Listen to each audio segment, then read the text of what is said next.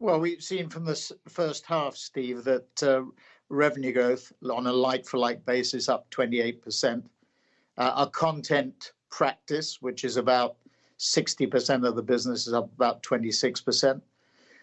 Data and analytics and digital media practice up 23%. That's about 30% of the business. And the remaining 10% technology services up 89%.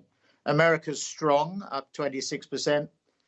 EMEA up 36%, and Asia Pacific up 27%. So across the board, as far as the top line is concerned, strong progress. From a major client point of view, we now have 8 major clients, Whoppers as we term them. So a further 2, and 5 that are on the cusp over the next few months, year or so, becoming Whoppers as well. Our target is 20 clients with 20 million of revenue. Target is over the next few years. So good top line performance. The bottom line in the first half was impacted hiring ahead of the revenue curve. There's a better balance as we go into the second half. We've taken guidance or targeting down to 120 million of EBITDA for the year, and you saw the first half performance at just over 30. Our first half tends to be weaker in terms of margin and EBITDA than the second half, but it'll be even more skewed this year in terms of performance. So we're making all the changes in relation to the issues we faced in the first half in terms of investment in management infrastructure and people.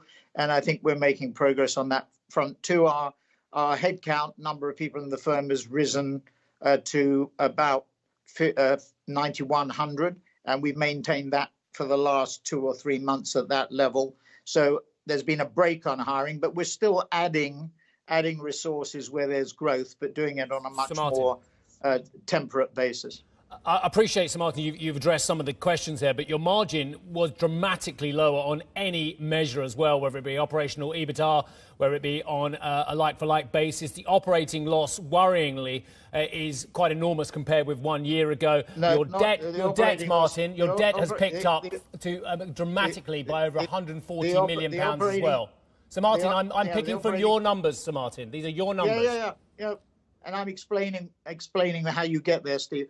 The operating loss that you refer to is after the acquisition expenses, including acquisition consideration, which is tied to continued employment. So from an accounting point of view, you book that as a cost, but they include capital payments. If you look at it at the EBITDA level, it is lower in the first half and the second half, as you point out, but we'll see where it ends up at the end of the year, Steve. We're very skewed to the second half, particularly the last quarter of the year.